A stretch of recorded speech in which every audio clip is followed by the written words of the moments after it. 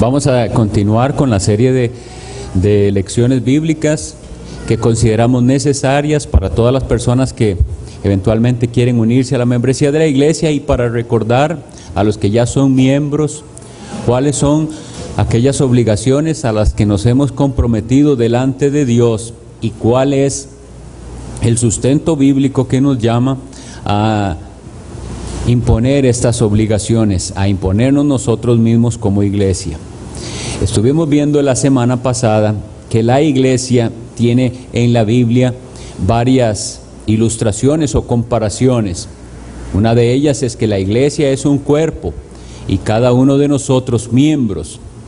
Vimos todas las implicaciones que esto trae. Siendo Jesucristo la cabeza de la iglesia, no ningún hombre, sino Jesucristo mismo, el cual dirige a su iglesia por medio de su Santo Espíritu a través de su palabra, y nosotros miembros, o sea que tenemos una función en el cuerpo de Cristo. La segunda comparación es que la iglesia es una familia. Estos conceptos los vamos a estar repasando constantemente en las clases. Una familia, y cada uno de nosotros nos portamos como hermanos en la fe. Entonces de aquí también parten ciertos requerimientos de que tenemos que funcionar como una familia y no como extraños que se reúnen y solo se ven un día y tienen una cordialidad casi como de compromiso, sino una familia. El tercero es que la iglesia es comparada a un rebaño y cada uno de nosotros ovejas. Y esto también tiene sus implicaciones. Las ovejas del rebaño andan juntas y tiene que haber quien cuide esas ovejas. Esa es una de las razones por las cuales Dios ha establecido a algunos hermanos de entre nosotros como ancianos o pastores que van a asumir esa tarea de cuidar ovejas cuando ellas se enferman, cuando se debilitan, cuando se extravían, etc. Entonces esa es otra de las ilustraciones, y una más que nos pudiera servir para saber por qué tenemos que estar unidos entre nosotros y a Cristo, y es que la iglesia es una vid y cada uno de nosotros pámpanos.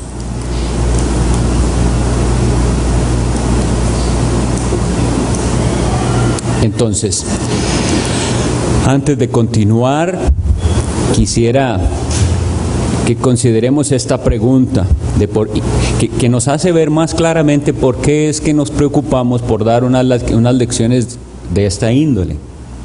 Deberíamos preguntarnos, ¿qué bien le haríamos a alguien que no parece ser una oveja de Cristo, ni una piedra viva, ni un miembro útil en el cuerpo, con permitirle unirse a la iglesia? ¿Qué es lo que estoy queriendo decir con esta pregunta? Que alguien, al ver los requerimientos para la membresía en esta iglesia, pudiera pensar que es una iglesia que está poniendo muchas cargas y muchas trabas para unirse a la iglesia, y que entonces lo verían como algo negativo. En vez de facilitarle a las personas unirse a la iglesia, parece que se está poniendo trabas o complicaciones al unirse a la iglesia. Eso es porque a veces lo vemos de una manera humana, como si nada más es como un club que tuviera ciertas regulaciones y solo cierta gente puede unirse a ese club. Y como la gente lo ve así, y a veces tratan de ver a la iglesia como si también fuera un club, entonces aquellos que no son aptos para unirse, por las razones que nosotros decimos, lo ven así, como si fuera que estamos excluyendo gente de nuestro club. Pero no es así, sino que esto tiene graves implicaciones en la vida espiritual, tanto del individuo como de la iglesia.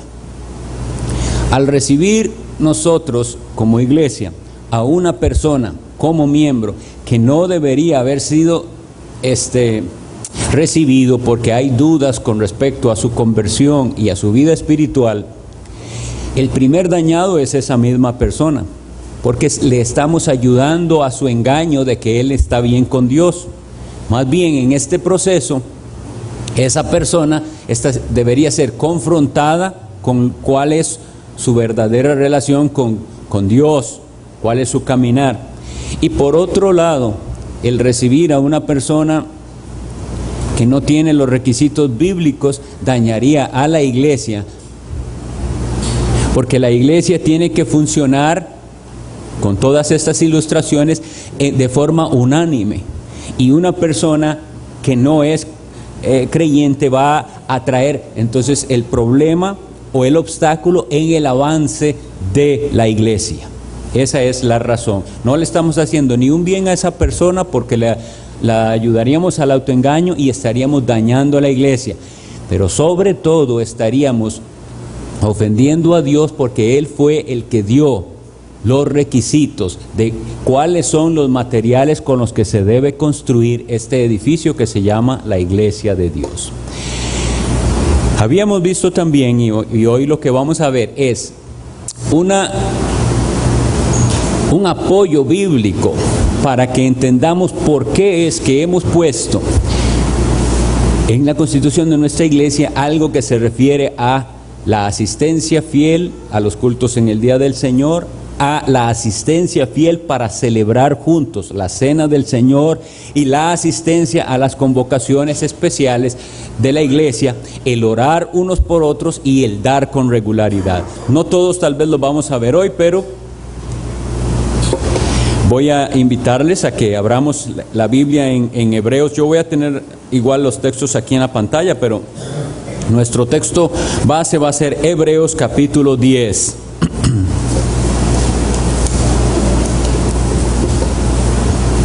Y voy a leer desde el 23 al 27. Dice así la palabra de Dios: mantengamos firme, sin fluctuar, la profesión de nuestra esperanza, porque fiel es el que prometió. Y considerémonos unos a otros para estimularnos al amor y a las buenas obras, no dejando de congregarnos como algunos tienen por costumbre, sino exhortándonos, y tanto más cuanto veis que aquel día se acerca. Porque si pecáremos voluntariamente, después de haber recibido el conocimiento de la verdad, ya no queda más sacrificio por los pecados, sino una horrenda expectación de juicio y de hervor de fuego que ha de devorar a los adversarios. Antes de entrar en este tema que trata este texto, y vuelvo a recordarles que en las Biblias se dividieron en capítulos y en secciones para es como una ayuda, pero en los originales no había ni versículos, ni capítulos, ni títulos, de manera que esa división que hay entre el 25 y el 26 a veces pudiera ser más bien un obstáculo para entender todo el hilo de lo que se viene diciendo. No debería haber una pausa en el 25 y el 26, porque el 26 empieza con la palabra porque, es decir, está unido a lo que viene hablando antes. La razón de lo que va a decir es lo que había dicho antes. ¿Está bien? Entonces, antes de esto voy a leer en el mismo capítulo de Hebreos, capítulo 10, el versículo 15, que nos dice esto: y nos atestigua lo mismo el Espíritu Santo, porque después de haber dicho, este es el pacto que haré con ellos después de aquellos días, dice el Señor, pondré mis leyes en sus corazones y en sus mentes las escribiré, añade, y nunca más me acordaré de sus pecados y transgresiones. Entonces, es muy importante, ya que vamos a hablar de lo que dice los versículos 23 en adelante, entender de quiénes estamos hablando y en cuál contexto estamos hablando. Dice que el Espíritu Santo había atestiguado sobre un pacto nuevo que Dios hace. Y este pacto dice que se refiere a Dios poniendo las leyes suyas en nuestros corazones. De manera que la iglesia debería estar formada por personas así, en las cuales Dios ha escrito su ley, y entonces surge de uno el deseo de vivir con respecto a esa ley que ya Dios escribió en nuestros corazones. Si la persona no es verdaderamente cristiana y verdaderamente convertida, y lo cual no tiene que ver con si lee la Biblia o ora a veces o viene a la iglesia, sino una verdadera conversión, tendrá no una disposición hacia los mandamientos de Dios, sino a buscar en la Biblia cumplir solo lo que esa persona misma desea cumplir, y no hay una rendición total. El que es nacido de nuevo, que ha entrado en el nuevo pacto, es así. Dios cambió su corazón y puso sus leyes en su corazón y ha sido verdaderamente perdonado.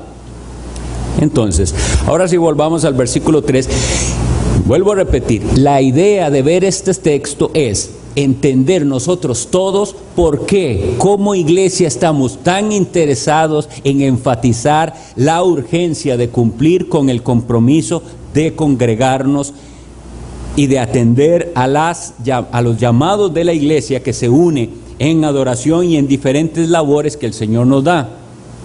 Y el versículo 23 dice: mantengamos firmes sin fluctuar.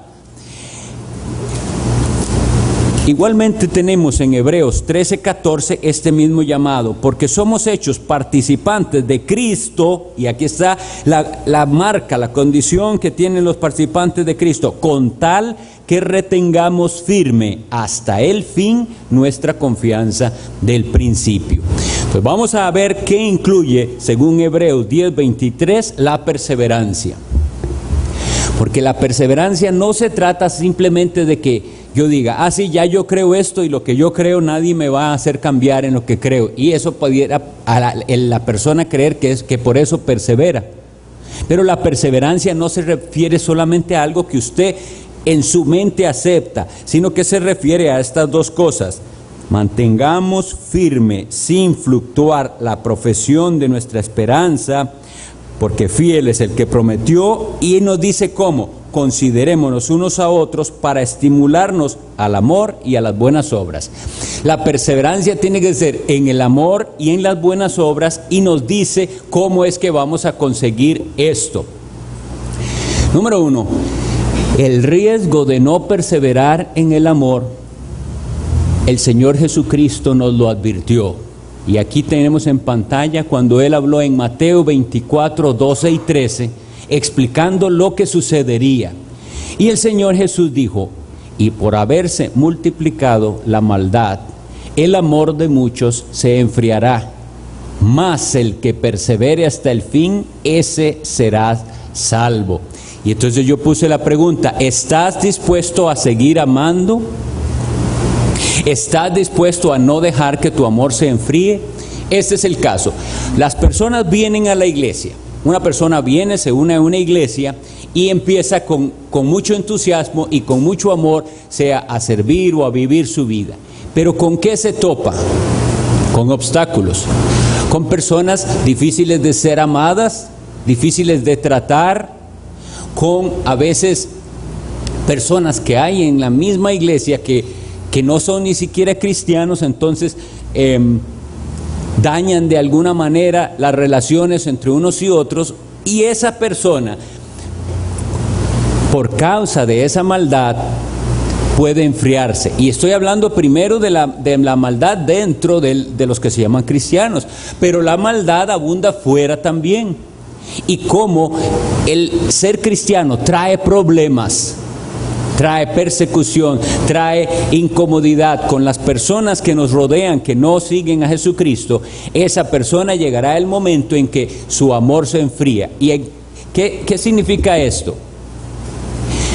Que ya no tiene disposición a amar y ya va a comportarse como el mundo, que según dice la Biblia en las palabras de Jesucristo, aman a los que los aman. Jesucristo claramente dijo que amar a los que los aman, eso no tiene nada de cristiano, eso no es marca de bondad. El cristianismo se diferencia en que el cristiano trata con amor a las personas incluso que no merecen, por decirlo así, ser amadas. Pero una persona puede empezar a hacerlo y después su amor enfriarse. Y la Biblia nos da como requisito de salvación la perseverancia en el amor. La pregunta es: ¿estás dispuesto a no dejar que tu amor se enfríe? El amor unos con otros, el ayudar, Y eso ya viene entonces con la perseverancia en las buenas obras. Pero veamos qué interesante la palabra utilizada en el versículo 24. Nosotros estamos en Hebreos 10. Dice: y considerémonos unos a otros para estimularnos al amor y a las buenas obras. La primera palabra es que hay que considerarnos y hay que estimularnos. ¿Cómo puede hacerse esto si la persona no se une a la iglesia? Si la persona vive una vida aislada, no puede cumplir este mandamiento de estimularse unos a otros. ¿A quién va a estimularse? ¿A sí mismo nada más?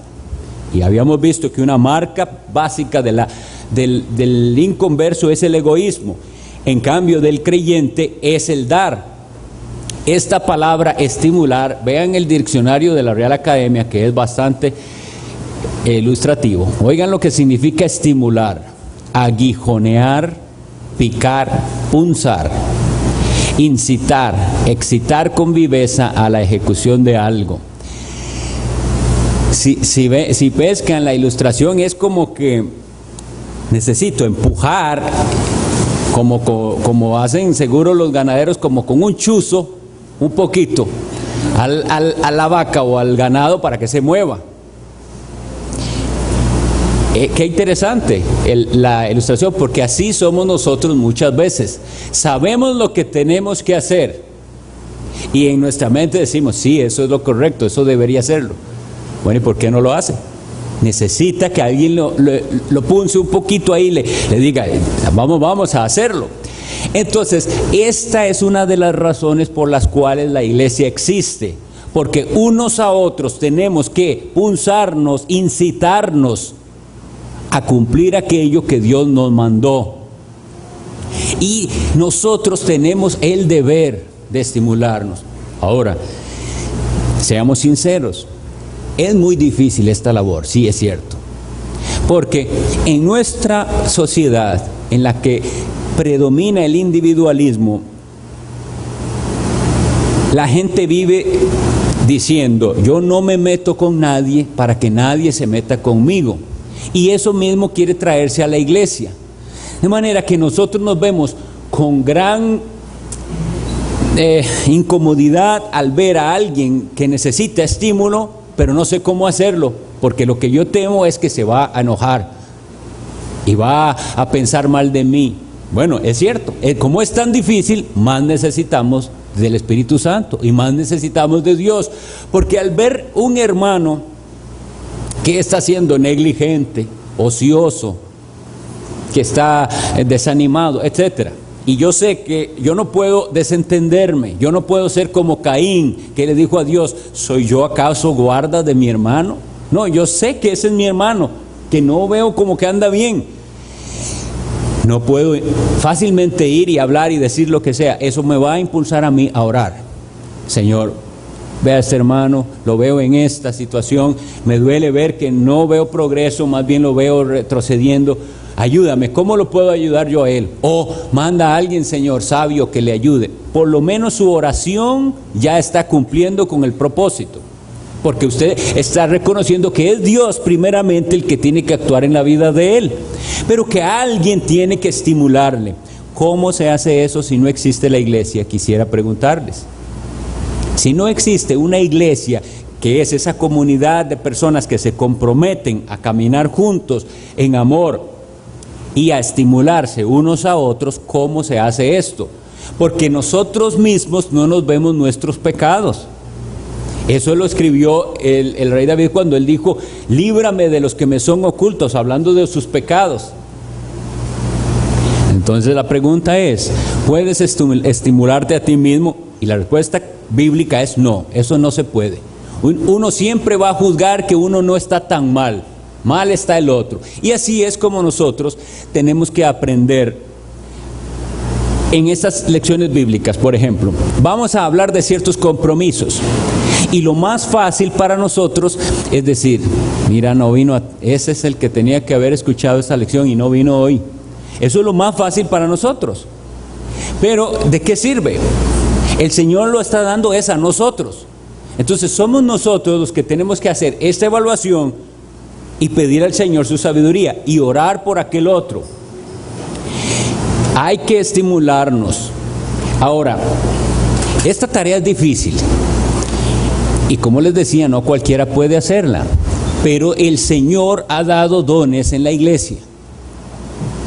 Todos somos hermanos, aquí no hay jerarquías, nosotros no creemos en un sistema jerárquico, todos somos hermanos en Cristo, eso es lo que somos, pero a algunos hermanos Dios dio dones y con ese don una responsabilidad de hacer una tarea, y por eso es que hay pastores en la iglesia, ancianos, a los que el Señor les manda a hacer esto, y ya no es si uno quiere o no, de manera que... ¿Y por qué decimos esto? Usted como oveja de esta iglesia y como miembro, entienda esto, debe entenderlo. Cuando los pastores, alguno o varios, va a tratar con usted sobre un caso especial, eso es porque nosotros estamos bajo el requerimiento de Dios. Dios nos manda a exhortar, amonestar, instruir. Y esto cumple con la labor de estimularle a usted al amor y a las buenas obras. El versículo 25 nos dice cómo se logra esto de estimularnos al amor y a las buenas obras. Con respecto a las buenas obras, el creyente debe estar caracterizado por las buenas obras. El Señor Jesucristo dijo: así alumbre vuestra luz delante de los hombres, para que viendo vuestras buenas obras glorifiquen a vuestro Padre que está en los cielos. La luz con la que nosotros alumbramos se refiere a la forma en que nosotros vivimos haciendo el bien. Esto no se refiere a obras buenas aisladas, se refiere a una vida dedicada a hacer el bien. Y nosotros aisladamente puede que hagamos bien a veces, pero como iglesia estamos llamados a hacer el bien. Tenemos que tener una forma de juntos hacer el bien, de una forma regular, constante.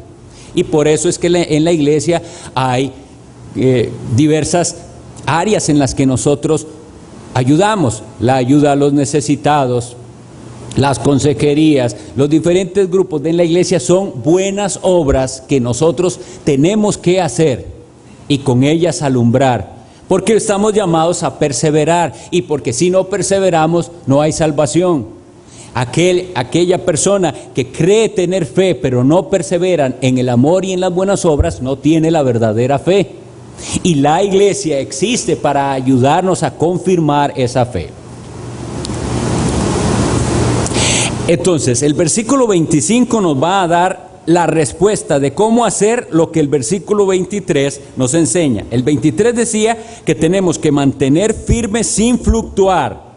No así, una vez sí, un año sí, el otro no, un año me congrego, el otro no, 3 años sí, 2 no, eso no, sino firme sin fluctuar. Y el versículo 25 nos dice cómo se logra: no dejando de congregaros como algunos tienen por costumbre.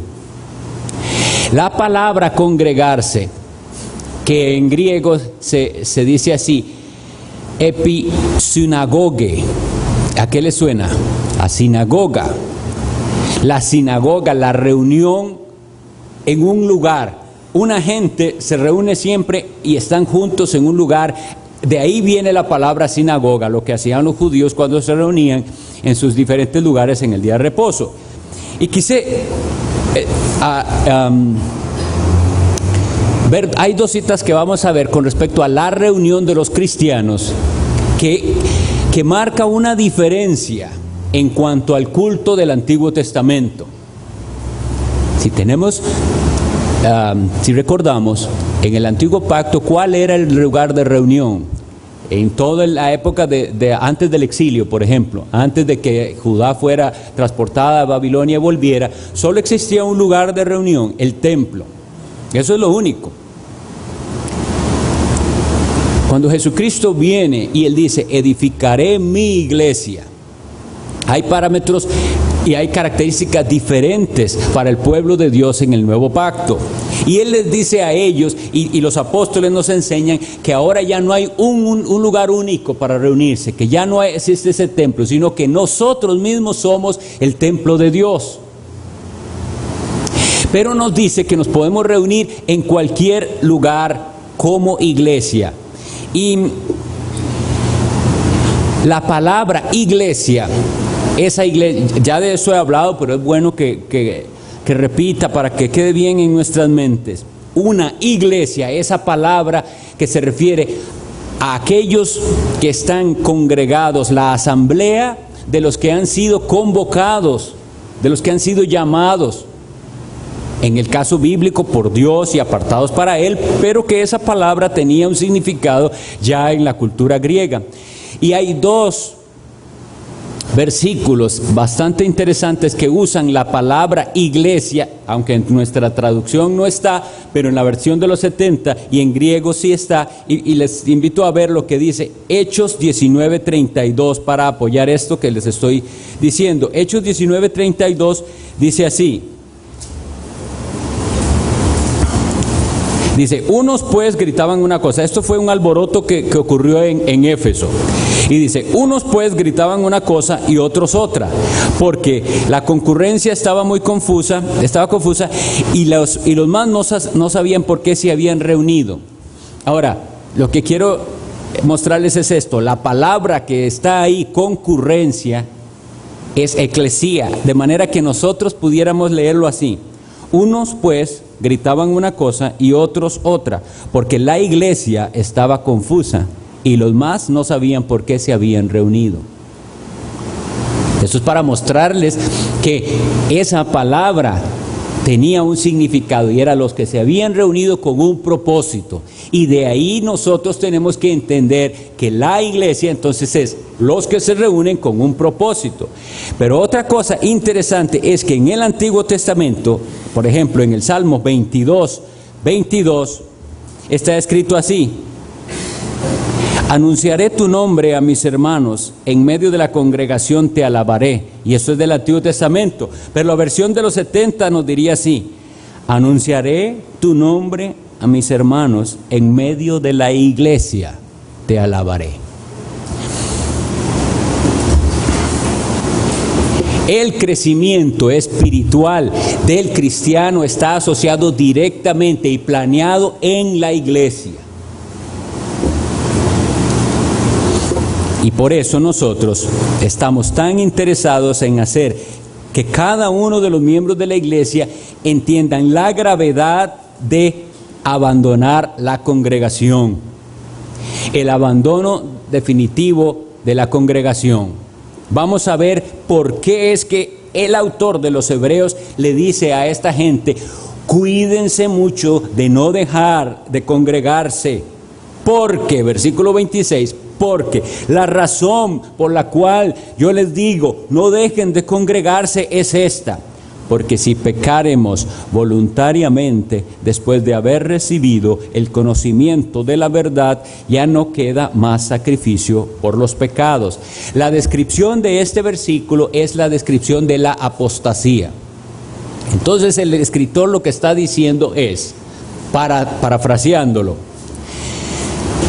el cristiano no debe ni puede dejar de congregarse, porque el abandono de la congregación es una marca de apostasía, y puede ser que entonces sea de aquellas personas para las cuales no hay salvación, que han mostrado con su abandono de la congregación que su fe nunca fue verdadera y que ellos no eran verdaderos seguidores de Jesucristo. Ahora, alguien podría confundirse un poco con este versículo porque dice que si pecáramos voluntariamente después de haber conocido la verdad. Aquí se habla de un estilo específico de pecado. No puede.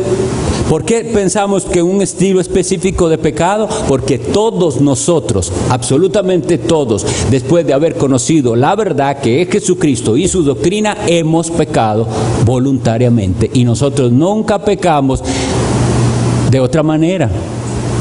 Pero este pecado específico se refiere a un abandono de la fe. a un abandono práctico de la fe, porque como les decía, Jesucristo dijo, por la maldad de los hombres, el amor de muchos se enfriará, pero el que persevere hasta el fin será salvo. Nosotros a lo que nos referimos es a lo siguiente: una persona es miembro de la iglesia y hay razones válidas para que deje de congregarse con nosotros. Claro que sí, las hemos considerado. Y esa persona que deja de congregarse con nosotros, guiado entonces por los pastores, va a congregarse en algún otro lugar. No es simplemente que le decimos hasta luego, fue mucho gusto de conocerle, sino que es nuestra responsabilidad, como ha sido una oveja de este redil, guiarle, ya que no podrá más congregarse con nosotros por ciertas razones válidas, que está viviendo demasiado lejos, no puede llegar hasta acá, hay varios impedimentos. No nos vamos a desentender de esa alma, porque esa alma necesita congregarse. Si esa alma, si la dejamos, pudiera ser que esa persona abandone la fe. Nosotros no podemos correr esos riesgos, y eso es lo que yo quise decir con esa pregunta que les digo a ustedes. ¿Sería responsable de parte de los ancianos dejar que alguien corra el riesgo de caer definitivamente? Me refiero, porque como les decía, el caer, todos tropezamos en diversas maneras, pero este caer de aquí es un caer en apostasía, es del cual nos habla la Biblia. No hay ya más para aquella persona salvación o oportunidad de salvación. Entonces, siendo tan serio, tan serio, nosotros tenemos que establecer métodos para cuidar a la iglesia.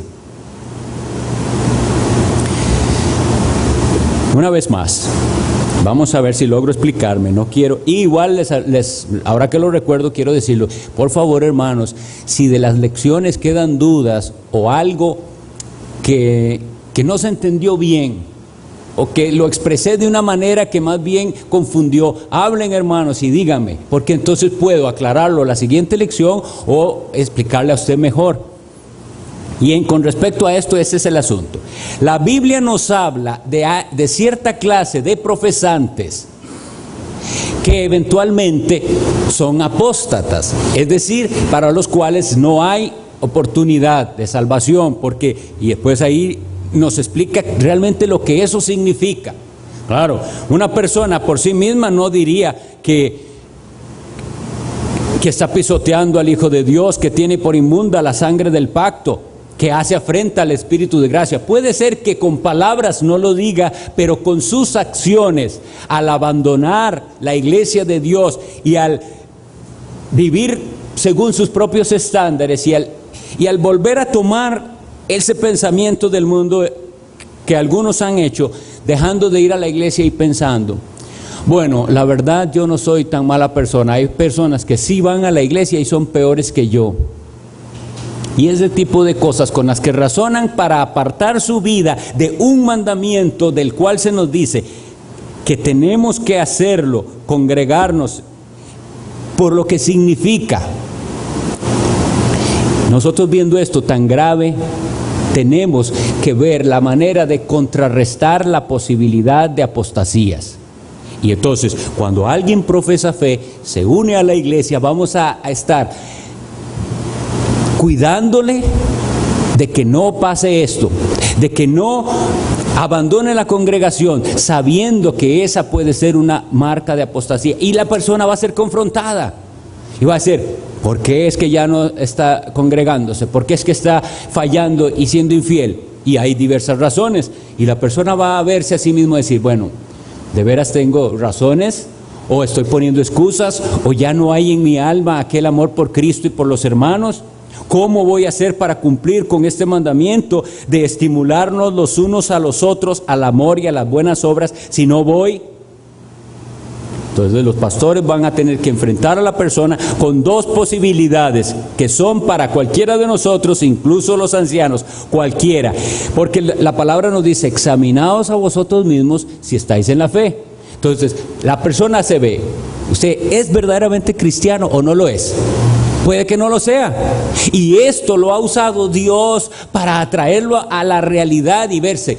La verdad es que yo, por X número de años, me he engañado a mí mismo pensando que soy cristiano y no lo soy. Pero gloria a Dios que Él me está enfrentando a esta realidad por dándome la posibilidad de entrar por la puerta que es Cristo y de caminar por ese camino que es Él. O bien digo, no, yo sé que soy cristiano, si yo me he arrepentido de mis pecados, yo amo a Jesucristo, pero veo esto y esto y esto que han minado mi fe, que me han debilitado. ¿Por qué? Porque hemos sido negligentes en el uso de los medios de gracia, precisamente. Entonces, igual es oportunidad para arrepentirse. La gracia de Dios es abundante y venga otra vez y tome la cena con nosotros y juntos en comunión caminemos este camino. Deben establecerse reglas claras.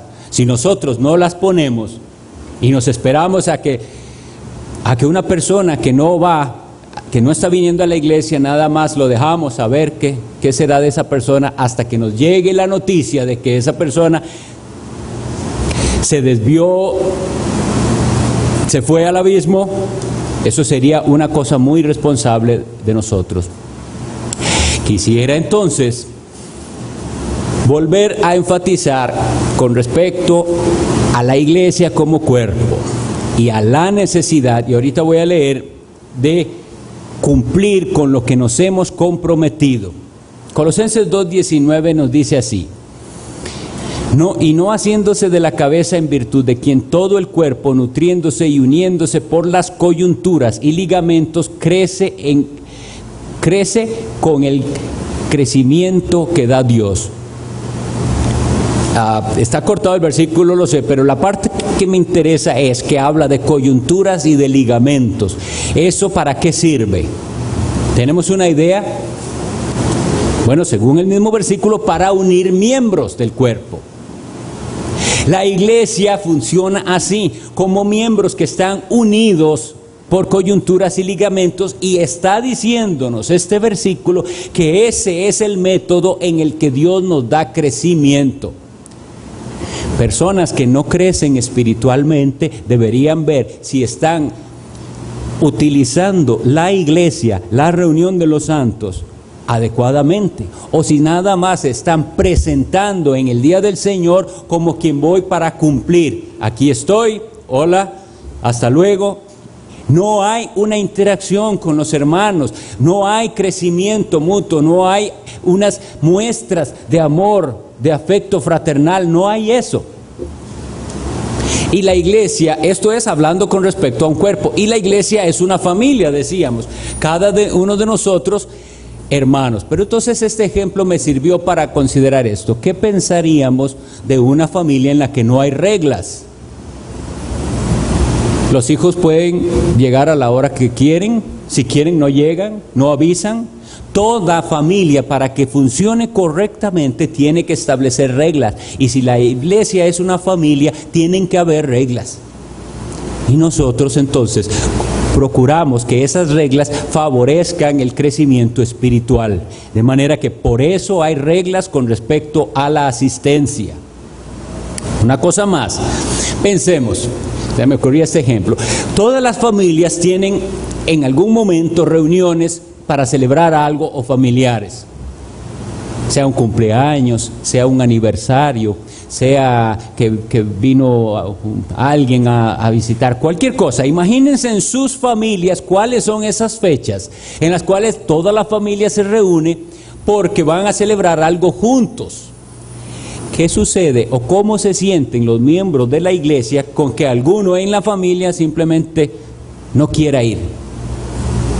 ¿Qué es lo que siente? Es nuestra tradición, este día nos reunimos para hacer, y no vino tal persona, no quiso. ¿Qué pasa? Igual la familia de Dios, que es la iglesia, si nosotros nos reunimos y hay alguien que simplemente no quiso, algo anda mal. Porque debe querer, como en la familia, ver a sus allegados.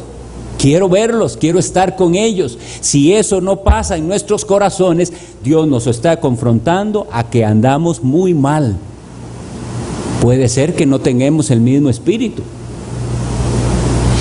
Eso como familia. Una vez más, repasando, la familia tiene reglas para que funcione bien, la iglesia tiene reglas. Una familia tiene que mostrarse y debemos inculcar, dicho sea de paso, a nuestros hijos, inculcar estas muestras de afecto los unos para los otros y de unidad familiar. Y una iglesia que no funciona así no es iglesia. Una de las razones por las cuales no estamos de acuerdo con iglesias que tienen varios horarios y unos van a un horario y otros a otro y no conocen a las personas de su misma iglesia. Un rebaño, cada uno de nosotros, ovejas, y esta tarea de los pastores, vigilar. Esta palabra, aprendámosla de memoria, es sencillo, obispo. Quitemos de nuestra idea cualquier idea de jerarquía que nos viene del catolicismo romano. No, un obispo es un pastor.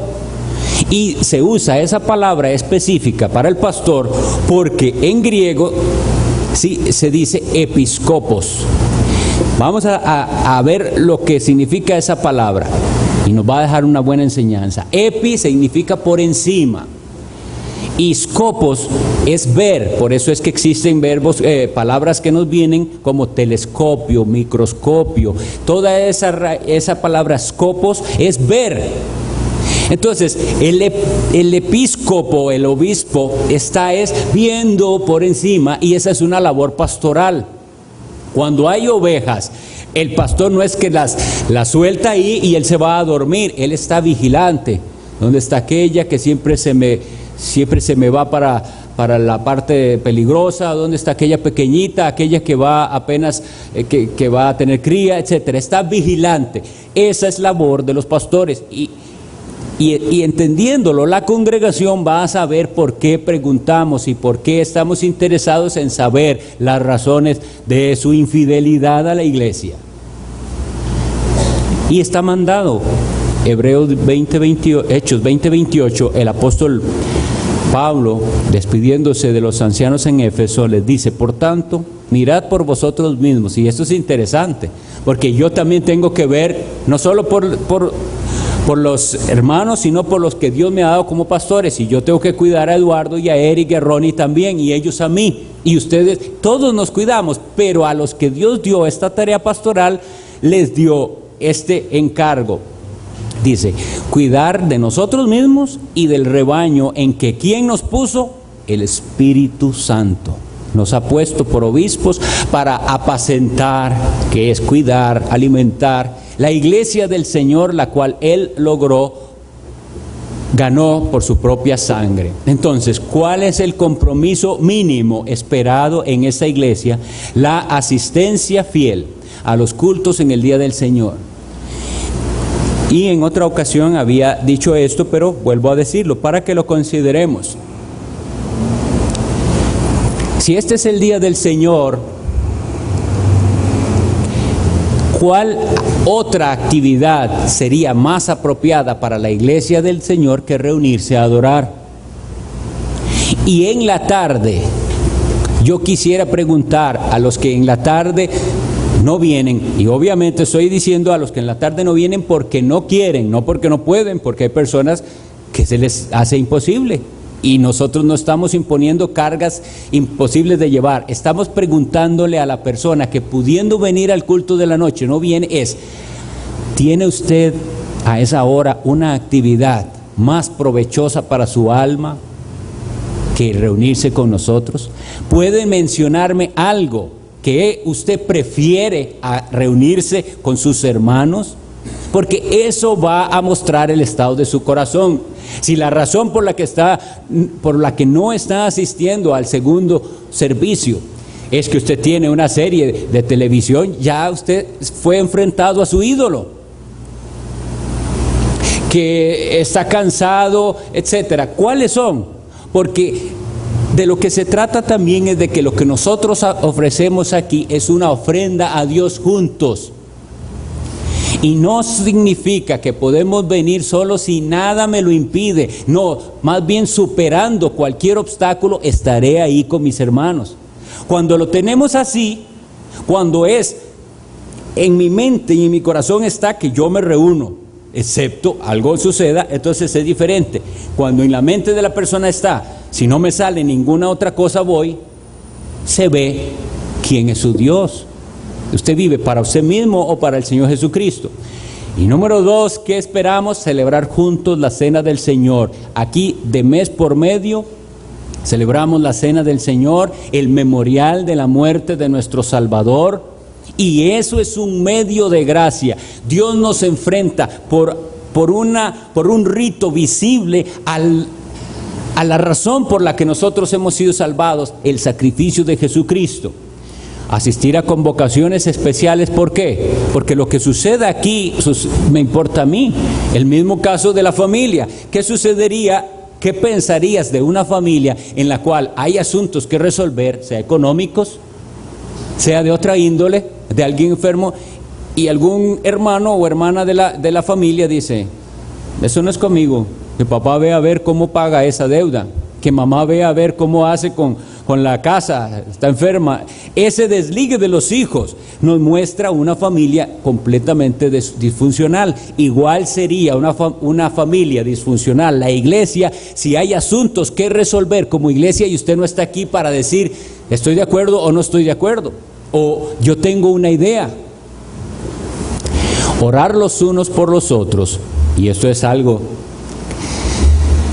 en lo cual nosotros mínimamente podemos darnos cuenta si usted lo hace, porque lo único que podemos hacer es decir, nosotros nos reunimos todos los miércoles a orar, venga y ore con nosotros, ¿por qué no viene? Pero sus oraciones en privado solo el Señor sabe si usted está siendo fiel. Y el dar con regularidad, la muestra del amor es dar. Damos no porque nos obliguen, no porque nos prometen cosas, sino de mi corazón sale dar. Dar según sus posibilidades y dar regularmente. Eso es lo que se pide de un miembro de esta iglesia. Y por favor, de veras, consideremos estas cosas, y si hay dudas, estoy para servirles, que me pregunten, o a cualquier otro de los pastores. Seguimos de hoy en 8 con la clase. Que el Señor...